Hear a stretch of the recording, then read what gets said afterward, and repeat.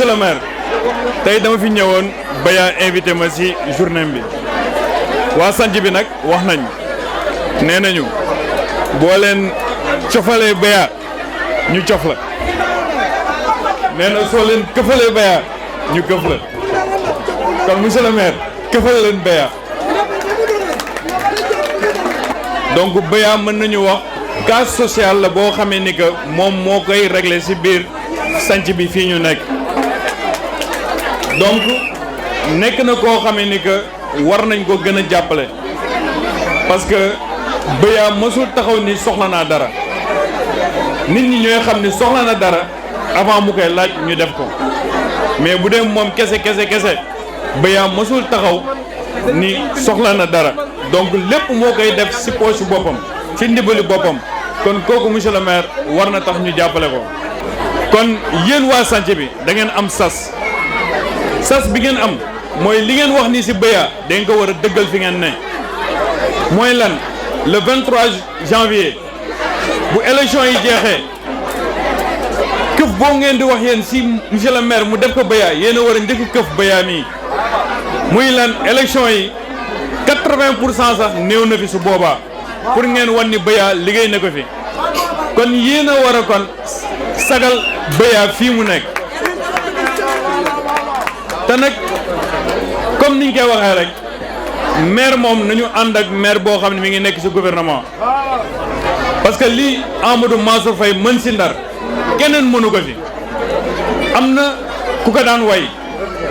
naan sunu mbëru buur la fu mu jaar ku fa jaar takk bane mbëru buur la fu mu jaar ku fa jaar Mansour neex na leena yaay sunu maire mooy dogal yàlla dogal mooy yaakaaru Ndar donc monsieur le maire nee na may na leen 1 million pour famille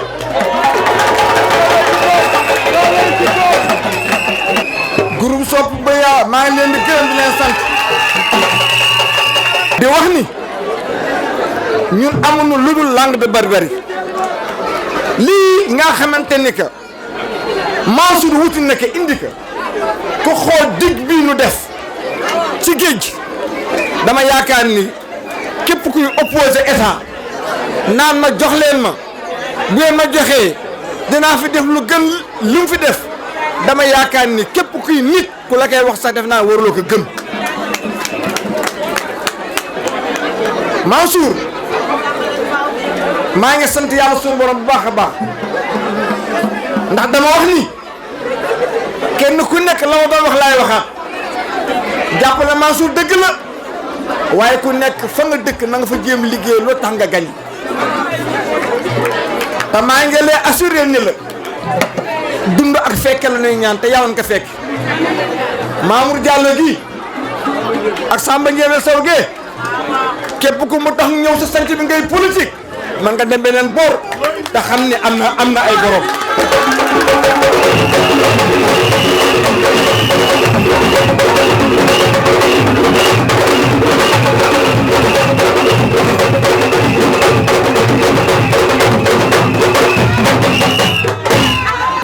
man daal benn doléance rek laa lay ñaan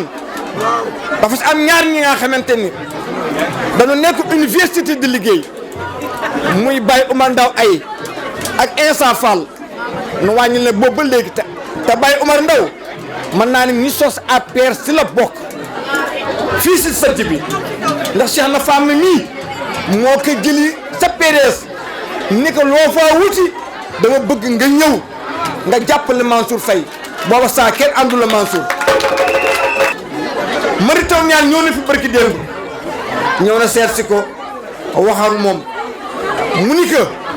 Baya daf ma woo ci sama kër ak Insa Fall waxtaan ak man bi nu ma waxtaan ak ñoom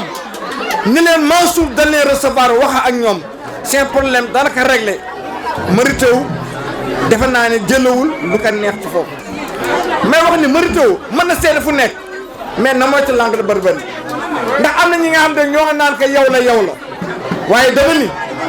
boo waxtu ba jotee kenn ku ne daa xam ki la mënta songo wala dama ni Bongo Bambo bi nga xamante ni fa la Mary Teuw dëkk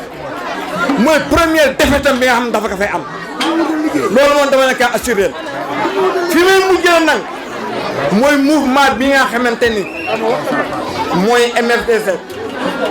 Abdou Wahab Diop boo gisee moom mujjee si moom mooy Abdou Wahab dafa nekk jàmbaar ji nga xamante ne li moo liggéey ci mouvement bi di ko liggéeyal Mansour Faye dama si teg sa mbal te xam naa ko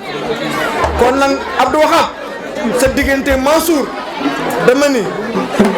mënuma am leneen lu ma sa wax lu dul xam nga ko Mansour xam na ko sa diggante Bamba xam nga ko Mansour xam na ko maa ngi wax nag ni yéen ñi jigéen ñi nga xamante ni yéen a nekk fii Mouhamadou Bamba jox na leen 1 million pour plan yi nga xamante ne dañ ko war a dogal incha allah heure bu tegoo sama loxo daanu woote teg fa nga war a teg ña ko war a jot daan ko jot foo war dugg daan fa dugg maa ngi leen di ñaanal yàlla gudd fan bu ànd wet ñaan yàlla nu fekke ka ñëw nañ fi élection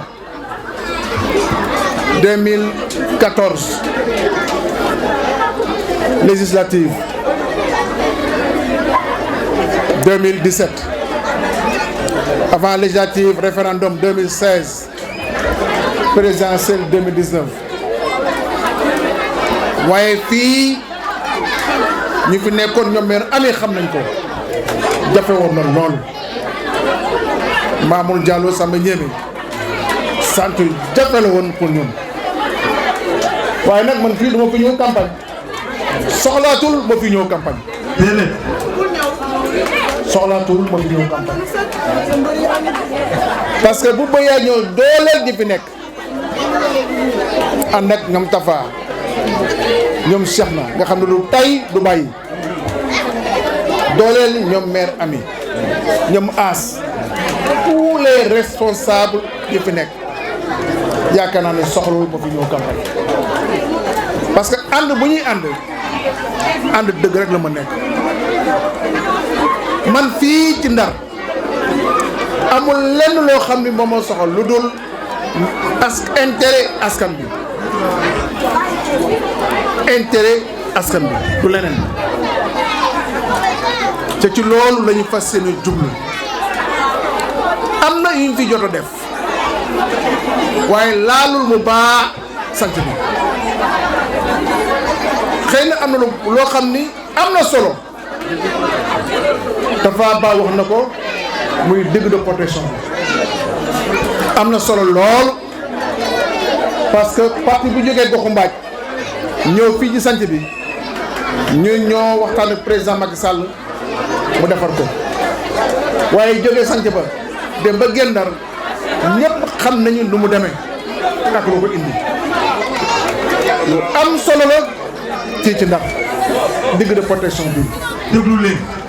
waaye dafa am loo xam ni daañ ci gën a jublu xëy na def nañu éclairage waaye avenue d'Orse bii dafa nekk suñu projet pour ñu defaraat avenue d'Orse. loolu bu baax a baax a baax a baax a baax. berge bi diggante pont Moussaf Malick ak pont Masek bu neexee yàlla dañ koy defar te du gaaw du yéex maanaam dana tàmbali nu mu gën a gaaw parce que Promoville moo koy defar def nañ marché bi démarrage des travaux moo des te loolu bu paree day yokk taaral sanc ba loolu féete na boor xëy na fii ci sant bi avenue d'Orse rek moo fi nekk waaye pavage yu ñuy def maanaam ci dëkk bi daañuy fexe ba dugal ko biir ko ñi nekk biir sant ba. tàcc na loolu waaye tàcc na loolu fort na de suuf saa ngi ne rey. parce que ba ma tàmbalee wax ba léegi daaw moom waxaguma programme bu ñuy def fii laa ko tàmbalee wax mooy pavage yu nga xam ne daañ ko dugal ci biir santé bi bu neex yàlla année 2022 bii nga xam ne ci la ñuy dugg continuer am loo xam ne dañ ko xam fii au niveau de la langue de Barbarie ñëpp xam nañ ni fii maanaam ñuy liggéey ci géej gi ñoo fi nekk ci lu ëpp am na benn femme ndaw su bu ko wax léegi fexe ba nu ñuy accompagner jigéen ñi ci wàllum financement am na financement yoo xam ni pare na am nañ ko ba pare wax naa ko keroog ba ma demee mbir ne bourse koppar yi jox maanaam les réseaux des femmes ak jàppale ñeneen ñi nga xam ne même bu ñu nekk ci réseau yi am ay GIE di jàppale leen loolu fi rek fan yi néew wala ñaari semaine tout au plus financement wi dana tàmbali parce que am nañ financement bi disponible au niveau donc GIE jàppale ndaw yi ak la mutuelle Mec Affaire te loolu suñ koy def c'est pour mën a gunge jàppale jigéen ñi nga xam ne surtout ñu ngi nekk dans la transformation di liggéey jën wi wala di ko transformer ñooñu nañu maanaam jege ñoom Tafa Ba ak ñoom Souleymane ñi ñu yóbbu leen fële ci GIE jàppalandoo yi ñu wax leen nan ban taxawaay la ñu mën a am pour mën a bénéficier wu ci financement yooyu. lenn lay terminer mooy Bayam yi moom dañ ko jàppale ba mu xam ni jàppale nañ ko. tàccu leen loolu bu baax a baax a baax a baax a baax. parce que engagement bi mu jël engagement fort la engagement responsable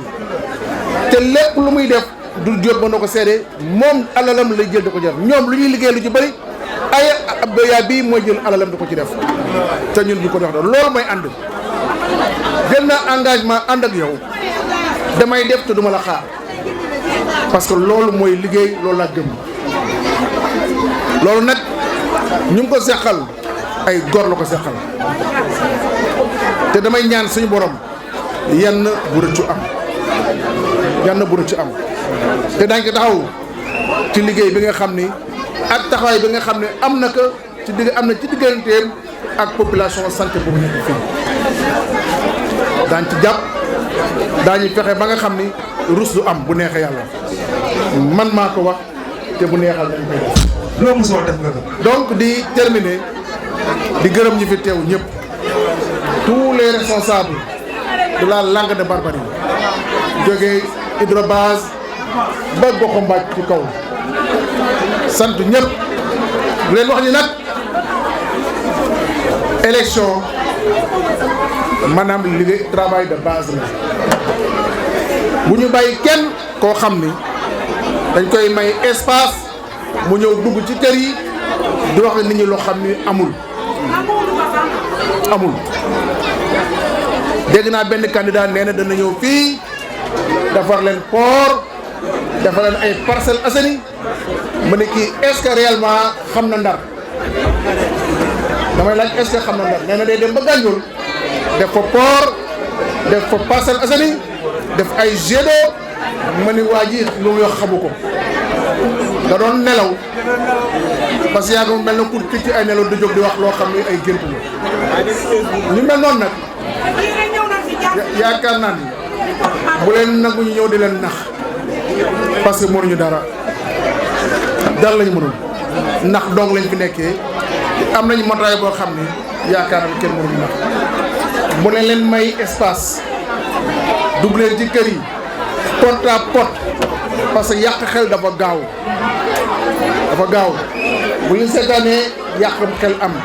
donc bu ñu seetaan kenn ñaari weer la sacrifice la dooj bu fi jaar leen ci ginnaawam wax nit ñi lu mën nekk ak lu mënul nekk diggée loo xam ne bu ëllëgee dañ koy def te bàyyi naxata ni parce que ëllëg a tax donc loolu xam naa ni yéen di ngeen ko def parce que expérience politique bu nekk ci yéen expérience politique bu macha allah la donc loolu man su ma tëddee damay nelaw ànd ak les responsables suñu xel dal parce que ñu amal affaire c'est des gens responsables c'est des gens engagés c'est des gens crédibles et c'est des gens honnêtes duñu nax kenn duñu jay kenn wala duñu wax loo xam ne mënul nekk et loolu mooy àdduna ci loolu la ñu àndee parce que léppay weesu day jeex maire day jeex ministre day jeex lu ci des sa diggante nit ñi mooy des te nit njëriñ jong nga ko soxlaa mënoo ko lekk mënoo ko naan njëriñ nga ko soxlaa yal nañu suñu borom may kattan may ñu fan yu gudd may ñu mën-mën bi nga xam ni suñu taxawee ci kanamu askan bi duñu rus moo damay remercier ñëpp encore une fois di sant bu baax ba ñaar taxawaayam bi ñu taxaw.